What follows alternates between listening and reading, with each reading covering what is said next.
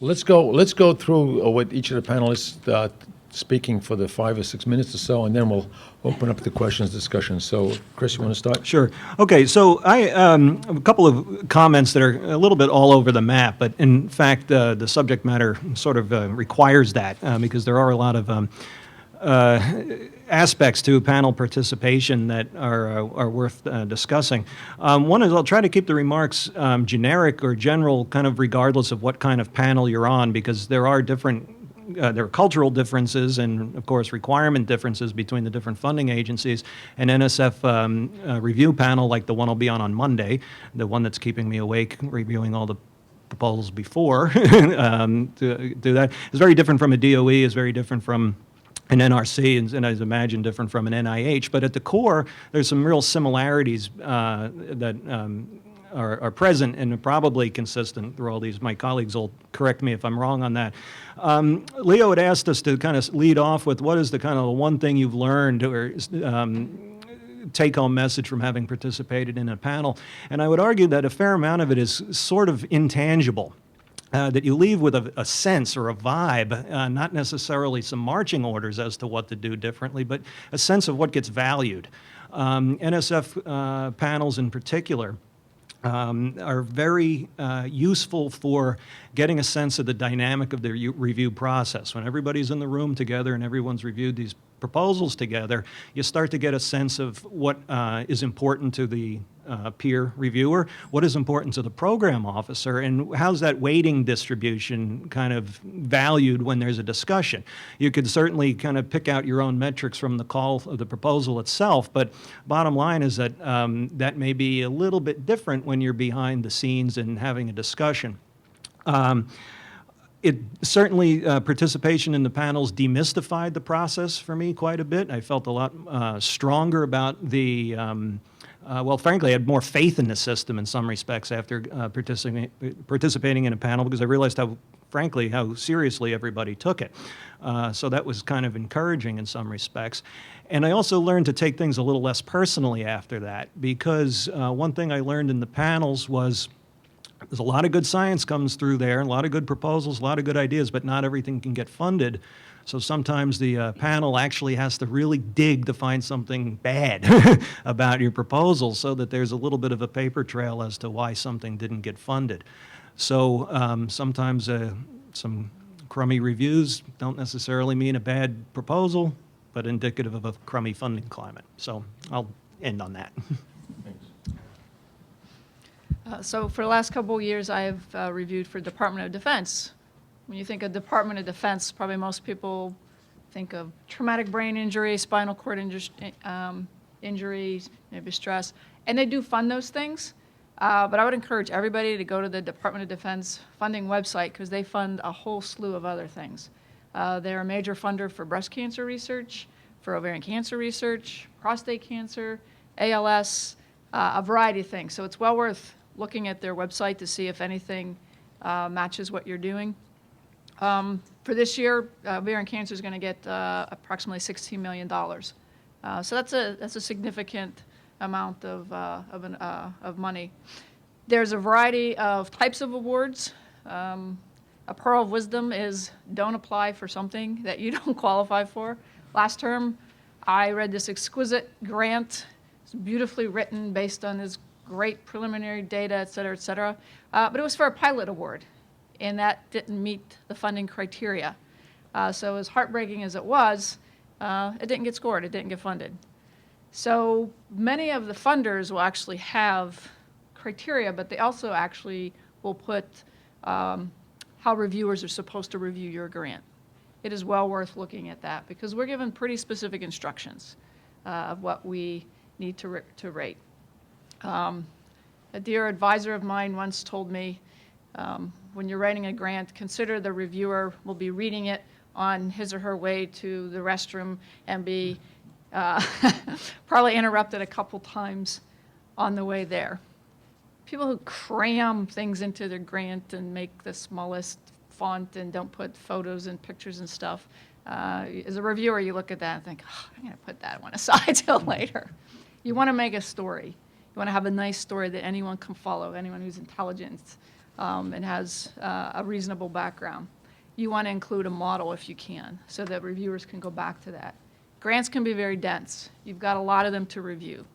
And so you really want to grab that reviewer and give them something to take away. And you don't want the reviewer having to read something multiple times to say, what was it they were trying to do?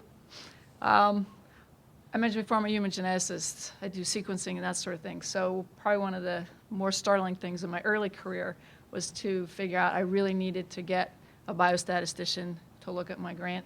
One of the fundamental errors is somebody will throw out a grant with all these experiments and they won't justify their sample size.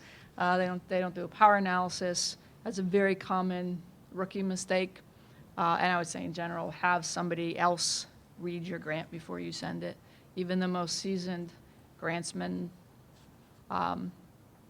always benefits from a fresh pair of eyes, especially somebody who is not so deeply involved in the research.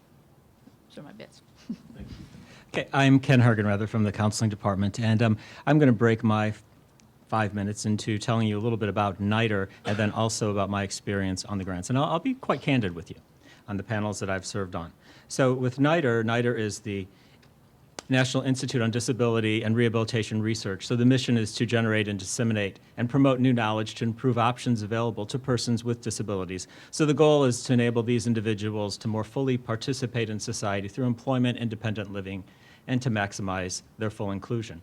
The website is www.ncddr.org. And in 2011, the budget was for funding for research was $24,500,000. So they're listed in the Federal Register, the types of proposals. So there are field-initiated grants, which are basically $600,000 for 3 years. There are also research rehabilitation training centers, rehabilitation engineering research centers, medical rehabilitation research. So it covers a wide range of centers and research. In regard to some tidbits, so we say kernels of knowledge. So I've served on these panels, and so what I found is that sometimes the people who submit the proposals don't clearly read the proposals and what's needed, and that can be something that's referred to as, I would say, maybe an irritation factor.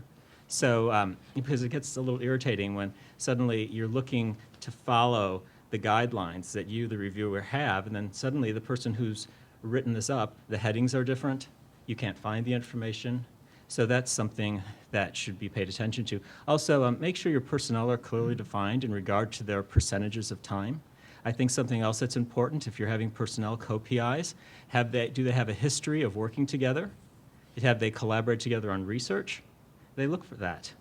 Also, in NITRE, the focus is going to be on community-based participatory research, so having the people whom the issues impact involved with the entire process. This doesn't mean they're going to be analyzing your data, but this means that they're going to be with you when you do analyze the data. Also, how this study is designed, how it has been approved by the group of people with whom it's going to be implemented in. So just following the basic concepts and tenets of community-based participatory research.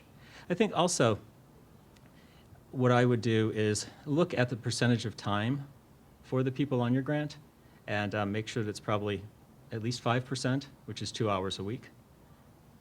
And I think one thing to consider is that you're working with professionals that may not have the same level of expertise as you do in one area, but they may have other levels of expertise, obviously, in other areas. And so you're going to have to be able to work with these other reviewers and actually to justify your arguments. So make sure your arguments are strong in the paper, in the proposal that you're writing. Thank you. So as I said, I'm reviewing small business medical imaging grants for NIH, and first thing I learned is how surprisingly universities are very much involved in this type of grants, either as a significant contributor or as a lead. I was very surprised to see how often basically a graduate student or a postdoc of a PI starts a company on the side, and it's pretty much a paper company. It doesn't often really matter if there are resources at the universities and everything is well justified and explained. Other things I learned is that you really have to have that innovation and significance Because if you have an excellently written grant that talks about some incremental improvement, one of your free reviewers will say, oh, well, this was done before. The grade will go, this is NIH, so the grades are 1 to 9, with 9 being the worst. The grade would go down to 3 or 4, and you don't have chance of getting funded. The other thing is, as I said, there are free reviewers, and often applicants try to kind of omit some stuff, regarding significance and innovation. Oh, let's just not mention that there is a competitor with a better approach.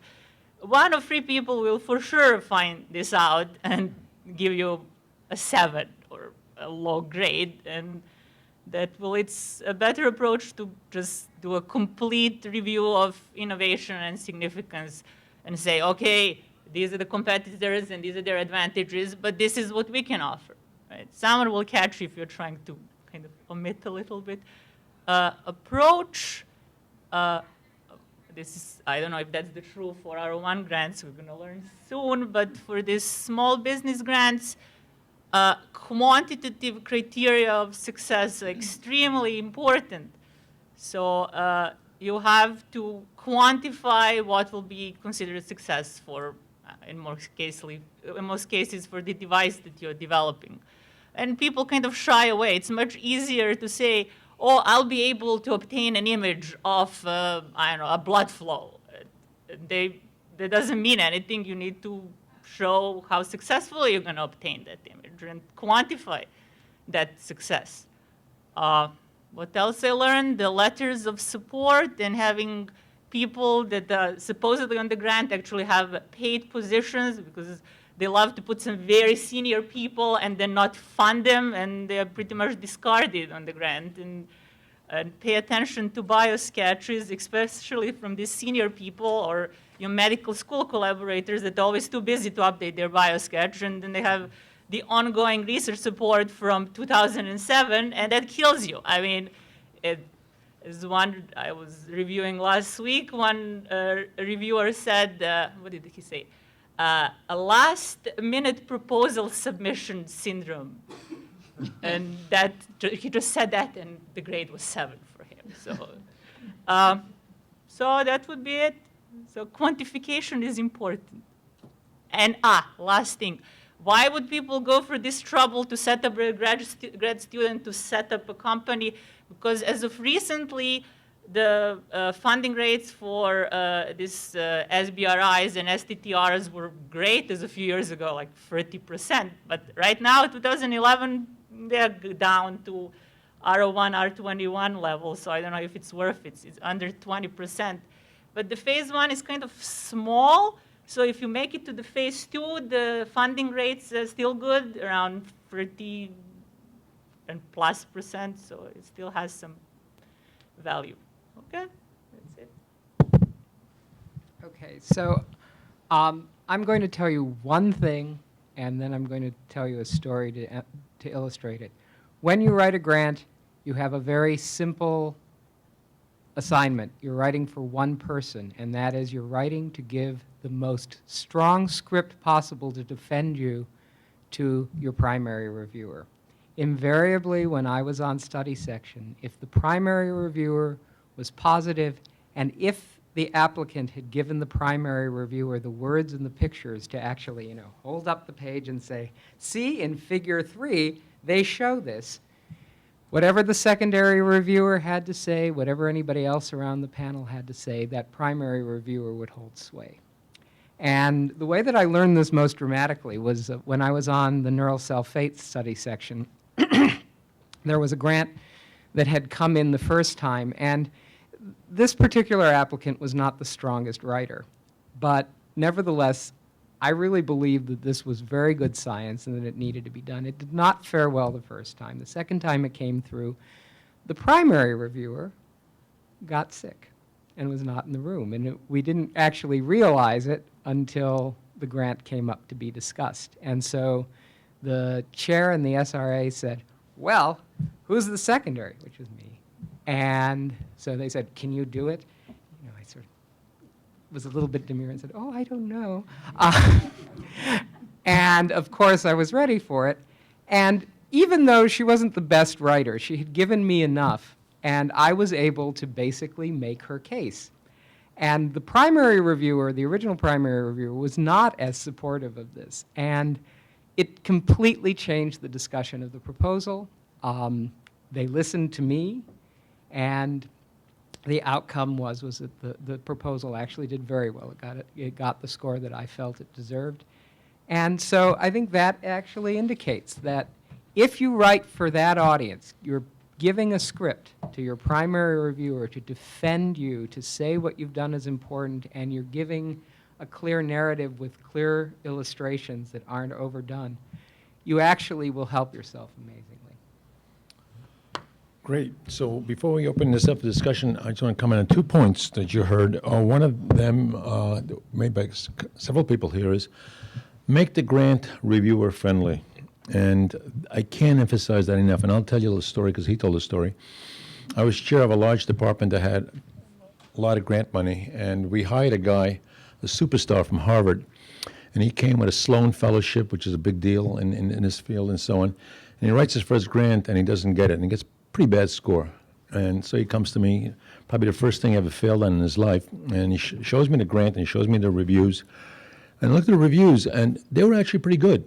You know, they said wonderful things about outstanding candidates, imaginative work, but the scores were pretty bad. I mean, not good enough to get funded. I couldn't figure it out, and I looked at the grant, and it was the smallest type you can possibly have, the widest margins. I mean, the smallest margins, right to the bottom. And I thought, God, if I was reading this, I would hate this grant. So I told the guy, I said, let's sit down, just come in on Saturday. We fixed a couple of little things in the grant. I said, let's type it out on my computer. And he thought here's this guy, I said, just listen to me. So we made nice big spaces, lines between paragraphs and so on, and got 12th percentile on the next shot. So we went from triage to 12th percentile, and he got the money. And this, I think you made this comment. You get the grants, you get a pile of them. I mean, you print them out on your disk, and you look at the ones that are, I am going to hate this grant. And you can't help it. It's just a human kind of thing. Why are they doing this? You just had to do 10 grants or sometimes even more. And this is the one that you're going to have to really, really concentrate on because it's put together in a way. And, the meter, the score from the 1 to 9 starts going in the wrong direction. And you can't help yourself. I mean, sometimes, of course, obviously there's nothing like the quality of the thing. And the other thing that Anthony said, and it was made here as well, write the grant so that you help the reviewer, whether it's primary, secondary, or third person, to write the summary statement. Write it for them. So what happens is, significance and innovation, you mentioned, is a good thing. And people just, kind of say, this is a significant innovative grant. I would always say, there are 5 reasons why this is an innovative grant. And I go 1, 2, 3, a paragraph, I put it in there. When the summary statement came back, they said, a grant is innovative for 5 reasons. And they plagiarized what I said, okay? And of course, you love that. And sometimes, you could actually use the same words. Why is that? You're a reviewer. You got a lot of time. You got to catch a plane, and you're sitting there saying, what can I say about this? You're going, I like the grant. What can I say? Oh, here's a paragraph I could take. And they basically take that paragraph, and they reword it a little bit. So that's being reviewer friendly. Now, of course, this doesn't mean, nothing trumps good science and good ideas and something, but these little things do matter. So with that, let's open it up for comments from the audience. Does anybody want to say anything or add anything or anything at all? Sir, If I may. could you identify yourself as well? We'll get a microphone to you in a second. Thank you.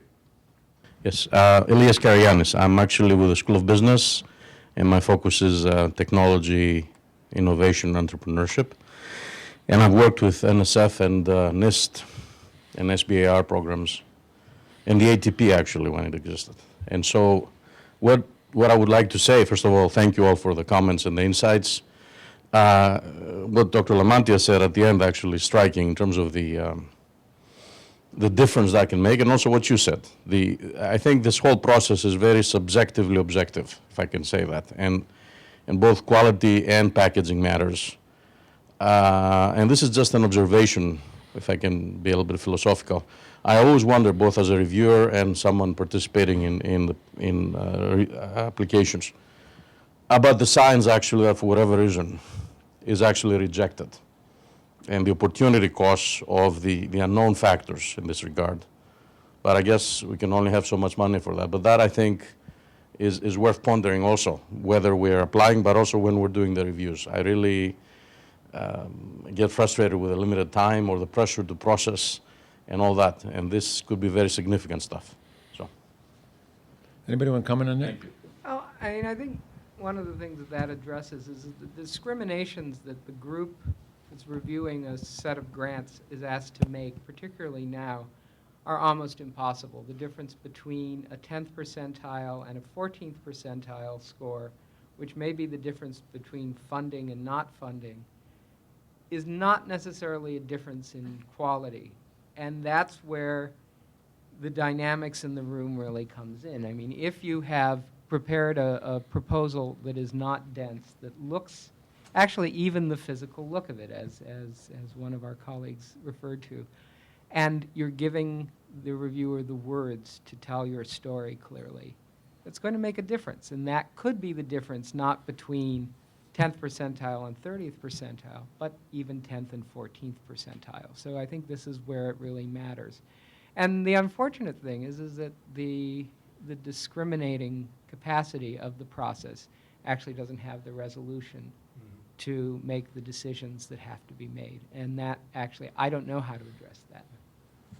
If I could jump Yeah, in, sure. I have a comment on that too, because you're talking about the percentile and stuff. NSF is a little bit more amorphous in that regard. If you take a straight up NSF panel, I'm going to be, well, I shouldn't identify the one until afterwards. The one I'll be on Monday is going to go like this. We're all going to talk about the proposals in the capacity that we just described. The primary reviewer goes first, and then the subsequent comments, and then a scribe is kind of capturing the sentiments of the entire discussion in the room.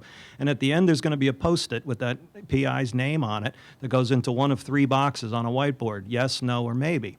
And as the day progresses, more Post-its will go up there, and then there becomes this kind of strange, as you said, resolution issue. Maybe you put a Post-it just a little lower than one or a little higher than the other, but it's still in the no, it's still in the yes, whatever. And then at the end of the day, we have to start really talking about the maybes. And this comes back to my original comment, where this is where folks are looking for something bad, not so much something good, because they're looking for a reason to knock that proposal out so that another one can stay in, as crummy as that sounds. But at that point, the science is, I don't want to say secondary, but it's just one of the things to consider. There's the criteria of the proposal, and at that point, the criteria starts getting looked at with an absolute fine-tooth comb. How many undergraduate students are going to be impacted? What are we doing to broaden participation? How clearly did they address this innovation thing? I loved Leo's comment about write the summary statement for them. In the past 36 hours, I've written 6 summary statements for this review panel, and none of them were easy because none of them were handed to me. So to kind of bring that all the way back full circle, yeah, the criteria is key in many respects, where the science could almost take a back seat at a certain stage of the review process. Yeah, and this looking for something bad is a very good point, and it emphasizes one of the rules I've had for a long, long time, both for myself and the faculty in my department, which is think of a grant as a chain. It's only as good as its weakest link. So basically the idea is, lots and lots of grants get rejected because they got too much stuff in there, and they find one weak specific game, 1 week experiment, and the proposer thinks, well, I got 4 great ones, so this one isn't maybe that good. I'll put it in anyway. Bad mistake. Because the review panel will talk about that one 90% of the 5 minutes they have allocated for it, and say maybe a few words about the good stuff. So the way I would always do it is I would have, 5 or 10 specific games, and I would pick my 3 best. 3 best, the ones they can't say something bad on. Don't ever put anything in there that they can say that's bad, because that's the one they're going to beat you up on. I mean, when you're a reviewer, and he's doing this now, you kind of go through the grant and you say, well, I don't think it should be funded. Then you got to find a reason why. So you're looking for stuff why it shouldn't be funded in there, okay? Don't give him that. Always, I've never ever heard anyone ever not being funded because there wasn't enough work in the grant, ever. But I tell you, many, many, many grants went down, the tubes because they were the key word is overly ambitious, right, Anthony? Right. Overly ambitious is the number one thing, number one mistake that a new faculty member makes. Overly ambitious. And so give them 3 of the best. And I used to tell my faculty, just give them 3. So what my faculty would do is they would do 3, but specific game 1 had 4 experiments, specific game. That's not 3, that's 12. I'd call them in and I'd say, come here. 1 specific game, 1 experiment per. And they say, well, they won't give me the money. Better they give you 3 years or 4 years instead of 5 than shoot you down, especially in the beginning. And so that they're looking for something bad is a very, very good point. You look through that thing and take out anything that you don't think will get superlatives on there, and just give the gems. 3 or even 2 specific games is enough to get the money. Somebody else from the audience, sir, over there. Please identify yourself. Eric Klein, Chair of Classics and Near East, also Director of the Capital Archaeological Institute. I'm getting frustrated with NSF. I'm 0 for 4, and I'm just below the cusp each time, just below. National Geographic, no problem. I've gotten 2 out of 3. So obviously my research appeals to them. My question is, how do I get over that hump with NSF, especially when they have told me twice that my methodology will not get me to my goals, when in fact, when I go out in the field and I dig, I've achieved my goals using exactly the methodology I said. I can't shove it back in their face and say, I don't know why you guys said this. What I'm doing works. So what's your suggestion? What would you do? I can start answering that, and then I think people. So I was on NSF, and I was on NIH, and a bunch of others. I think the key difference between NSF and NIH is that the program person who is a faculty member has a lot of power there. So like what Chris said, we didn't do these what do you call stickies. We had a board, and they had written down, and the A column was must fund. The B column fund has money. The C column is, whatever. C column you did anyway. But we found when the thing got funded that the program person sometimes took things from the A column, sometimes, and said no for whatever reason. And sometimes took things for the maybe fund column and got funded. How do I know that? Because I asked people afterwards, did you get the money? And they told me. So my advice to you would be, if you haven't done it, get a hold of the program person, invite him or her to Kincaid's. I'll pay for it. Well, thank you. I'll take you up on that. Wait, Absolutely. I mean, this is a tremendous but advantage. this is actually my problem. The program person happens to be married to someone in our department and recuses themselves each time, has to. So I wind up with the program person who has no clue what I'm doing. And even though my program person, says, look, I'll read it beforehand it goes in, I don't have an advocate in there. The person is clueless. Well, short of divorce, I mean, it strikes me that one of the things is that you can't have, and I've seen this happen, you can't have a pissing match with the study section because inevitably there are more of them and they can piss more. So the issue is that if the methodology, if you keep getting the same feedback, you can't argue with them anymore. So you're either going to have to modify the methodology enough so that you can make the case to them without raising this red flag, or find a different study section, find a different. Yeah, I would agree with that completely. That's exactly right. I mean, yeah.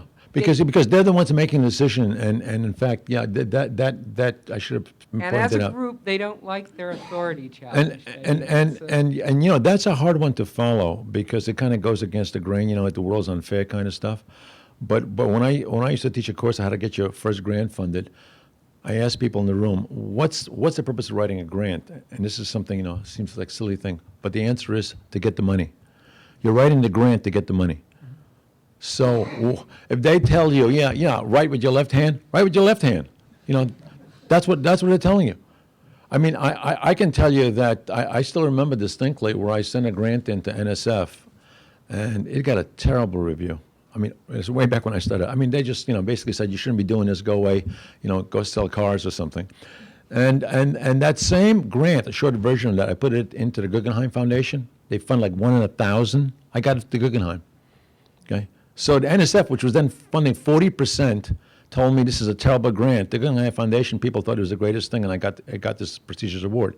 So that's kind of your situation, right?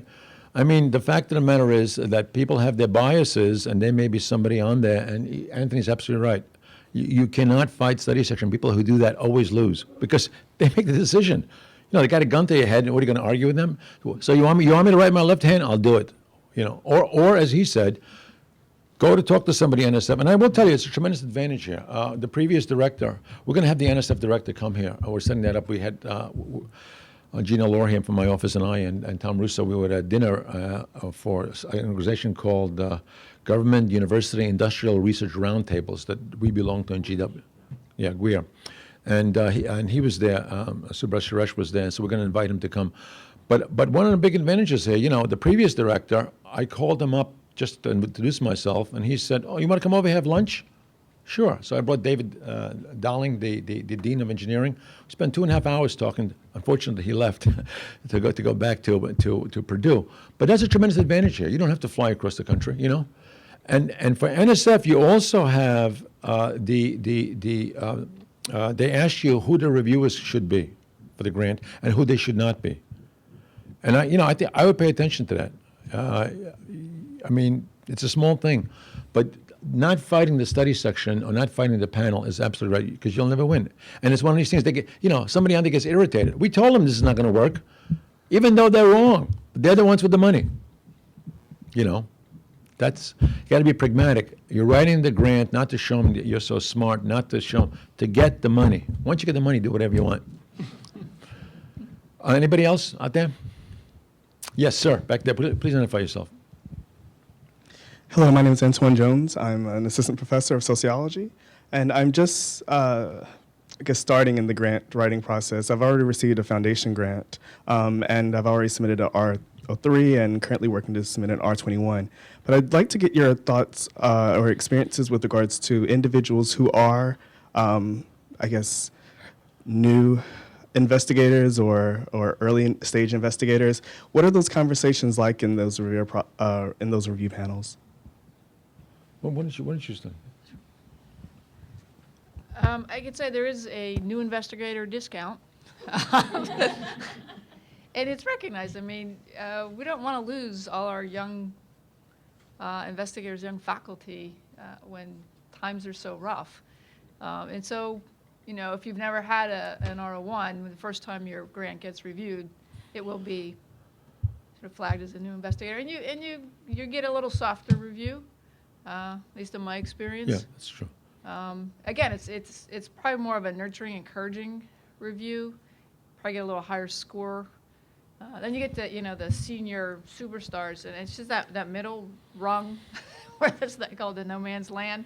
You're too old for the young investigator, and you're not quite established, that it gets pretty rough. But yeah, it actually is considered where you are in your career. All of that is correct, and actually NIH has an official policy that they have a different funding line for new investigators compared to established investigators. So you do actually get an official break. It's not very much, but it's enough. But the other thing I would tell you is, first of all, thank you and congratulations of applying for all these grants. That's great. That's a great start, and for getting one. But I would tell you two things. One is that we have in the Office of Research a unit. Patty, you want to stand up and wave your hand? Patty Lieblich, who is part of that unit, she actually will help you put together a grant. So it's if you email me, I'll make sure it gets there. So that's number one. So somebody could look at it for sort of and give you some pointers and things like that. Well, she's done a lot of grants and a lot of them have been successful. Most of these are very big grants, but I think new faculty like yourself should get priority on this stuff as well, no matter what the size of the grant, to get you into the system. The other thing I would say is make sure that you get the grant done in advance enough so that, as a number of people said here, senior colleagues who are experienced read the grant. They don't have to be here at GW. I mean, presumably, where did you come from? Which university? Okay, so you probably had a mentor there, maybe somebody else. So you want somebody who you could trust, who's not going to say, yeah, this is good. You want somebody who'll say, you know what, there are 3 things in here you should fix. And I always did that, as a couple of people mentioned here. I mean, I always had people look at that with a fresh eye because, you get so enamored of your own brilliance as you're writing this thing that you don't see the stupid stuff in there, And I've had sometimes even junior faculty say, you know what, the logic here isn't really compelling. And I said, well, what are you talking about? And I said, yeah, he's right, And it's just something, you're rewriting the thing, and after a while you talk yourself into that even the greatest, brilliant step here, and it's not that brilliant. So always, I would actually use a minimum of 2 people in your field So I think there are two components to it. One is you could use the grants office, and by the way, flag this guy down. I'm happy to read your grant myself because I'm pretty good at looking at stuff like that, even if it's out of my field.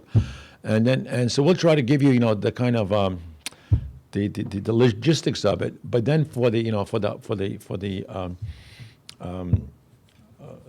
professional stuff in your own field, in your own niche, get people who have grants, who you respect, who will give you a candid statement. You don't want to send a grant to somebody who's never had a grant, that's for sure. And you don't want somebody who's just going to say, "Yeah, attaboy, that's terrific, you're doing a good job." You don't want that. Okay. And I think, you're off to a good start. And we have a commitment now with, President Knapp coming, so that every faculty member on this campus who is in a discipline of some kind that can get outside funding, whether it's in sociology or in physics or English or whatever, that we help these people get funding. One thing that for young people that I noticed when both doing individual training grants, K awards, and also first grants for first RO1s, is that the group does, in a way that's constructive, they look for whether or not the person is setting forth on a problem that's going to give their own career a long horizon. And so I think when you think about what you're proposing, you're basically making an argument that if I start here, I'm going to have a career going forward. And, we would actually say things like, well, this really doesn't have any legs. They're just cleaning up something that their mentor sort of started them on. So, be sensitive to that. You don't want to make the mistake of being overambitious, but at the same time, you want to make it clear that I am carving out my own niche. This is a tractable but nevertheless important problem to study for me. So, Well, one final point to you and everybody else: don't get deterred if and when you don't get funded. It's part of the business. Even somebody was saying here, the best people will get turned down, and I think the number one factor in everybody long-term understand? success is perseverance. Number one factor. When I first started out, I came from probably one of the best labs in the world in brain research from Brain Research Institute. I couldn't get my first 3 grants funded. I almost jumped out of the window, but I was on the bottom floor, so it wouldn't have mattered much. But it was horrible. It was a horrible experience. I had 2 papers published in Science, and I got a job without even applying for a job. I got actually 3 job offers in those days. Hey, I couldn't get funded, and one of the reasons I couldn't get funded is because I didn't know how to do it. Nobody ever showed me how to do it. It's like learning how to play piano without anybody. Some people could do it, but I couldn't do it. So it was really extremely, extremely distressing to have that happen. And but the way to look at it is, it's part of the business. It's part of doing business. You're going to get turned down sometimes for valid reasons, sometimes invalid reasons, as our colleague here mentioned. You just kind of figure out how to do it. Perseverance is, don't you think, you guys? Perseverance is number one factor. Number one factor. It's part of the business. And you can't kind of say, oh, they're against me, they hate me. And you can't take it personally. And I think being on study section helps you recognize that. It's not a personal thing. There's people 85% are not going to get the money. And, for whatever reason, you're the one who's not getting it. Maybe next time you will. Anybody else? Sir. Yeah. I'm sorry, over here. You want to say? Yeah. The lady. Maybe the panel wants to say Oh, I'm sorry, panel, yeah. I was going to make a comment, and this is for people who are applying for their first grant. I think that there are a lot of resources here at GW. Let me just use myself as an example in regard to, I'll tell you a little story about myself then. So I'm applying for an NIH grant, and so it's in the area of HIV and AIDS. So GW, we have a DC Center for AIDS Research. So looking to see what's available here, I see that I become a part of this. So I'm working now with people who are sitting on the review panels, the people who I can contact. They can review my proposal. They can look at the ideas that are generated. I have also, since we're in the DC area, I've also met with the project officer for this. The person's told me which study section to send this to. Also to look at the people who are on the study section. Also to look at the models that are being used. Who are the authors? What kind of people are on these study sections? What models have they developed? What's pertinent to you? And sometimes I have conflicting information from the project officer, from the people who are on the panel reviews. And my point here is that use the resources. The people who are on the panel reviews that are here at GW, I found them to be very resourceful, very helpful, and You can set up a schedule of when they can review it, and they'll be eager to do that. Then also look at your colleagues whom you've published with, who have sat on these review panels, and get their input. So what I'm saying is look at the resources that are within your world, within your realm that you have access to, and you'll be surprised how much that will benefit you. All excellent points. You had a question? Yes, my name is Elizabeth Warson. I'm from the Graduate Art Therapy Program. And every R21 that I've submitted so far, 3 total, has landed in the Office of Complementary Alternative Medicine. And it's intended for NIH cancer research. I'm looking at biomarkers. But because I use art-based interventions, it always ends up in the Office of Complementary and Alternative Therapy. And I call up the program officers and I ask them, why are all my grants landing in your division? And they don't know why. And they're getting routed that way. So I don't know how to address that, or if that can be addressed. Somebody want to say anything about that? Okay. Well, Sorry. In your cover letter, I would specifically say to CSR that you request that it go to NCI and that you've spoken with this program officer who has specifically invited your proposal. So that was my idea. it was going to be the same thing for me. You got to short circuit that process and find out where it's supposed to be, and get that person engaged. You know, it's not, NIH is a much bigger beast than NSF in many ways, and it's actually a lot less personal than NSF. No joke, you can go to NSF and talk with your program officer. You know, you don't buy them lunch or dinner like Leo said. That's strictly forbidden. You go Dutch. It was a metaphor. Noted. But the thing is, if you can establish that relationship on the front end, it'll end up in the right spot. And that happens in NSF fairly frequently, in that there are some amorphous program calls or calls for proposals, and things get moved around a little bit behind the scenes. And if there's a heads up on that on the front end, it can really work wonders. One thing that is important, though, is as much as you make your program officer your friend, you don't go anywhere near the SRA or the study section. It really is. I mean, there is sort of an unspoken firewall. When you're on study section, you recognize that you don't want applicants contacting you. And, you know, you have your sentences prepared. I can't talk about it. I really don't want to talk about it. Talk to your program officer. And also the SRO, the person who is the scientific review officer for the study section. They don't like applicants to contact them. They really don't, because basically what it does is it sets up a problem of possible favoritism or bias, and they want the process to be as untainted as possible. So the thing to do is to rely on your program officer. If you have a good relationship with your program officer, they will go to the review. They'll take notes. They'll tell you. They won't name names, but they'll say, boy, your primary reviewer really got themselves in a snit about X, Y, or Z, or you had a secondary reviewer who really caught this thing, and that's what they spent 5 minutes talking about. But don't go anywhere near the study section or the review officer. Anybody else? Well, I can comment on perseverance, right? With NIH, you have 2 chances now. So what do? You submit once, you get an OK score, you resubmit, you get an OK score again, but it doesn't get funded. So what I have seen is people focus on what reviewer noticed as a positive thing, and then modify the proposal just to focus on kind of that smaller component of the grant, because you will get triaged out if you submit for the third time with the exactly same specific aims. But if you change your specific aims sufficiently to focus on, let's say, a part of your initial goal, they'll say, oh, I saw this before, but once it's in the study section, it doesn't matter. They have to review it as a new proposal. And if you address the reviewer comments from way back at the time, they may review you more positively, and you have a chance of getting funded. Okay. You want to say something, Chris? Yeah, I wanted to speak to the gentleman in the back real quick who asked about the dynamics in the room at the panel discussions. don't be afraid to actually offer your, and I'm speaking for NSF and DOE here. The more I hear about NIH, the more I'm afraid, actually. But the NSF and DOE actually welcome communication with the program officer and offers to sit on a panel.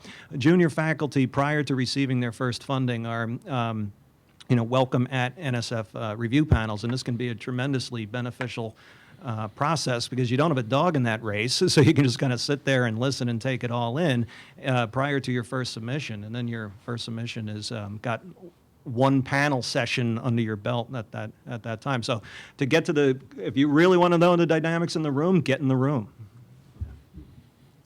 And the one thing is NIH has been really resistant to letting any investigator in the room, even a new investigator, to watch the process because I think they're very sensitive to confidentiality issues.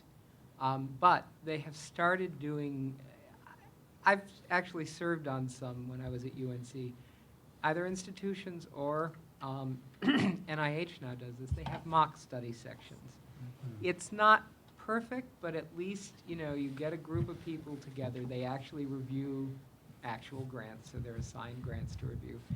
And if you've been on study section and then you do one of these things, you find yourself falling into the same routine of going through the discussion because it is important to see how people actually use what you've written to either defend or criticize what you plan to do.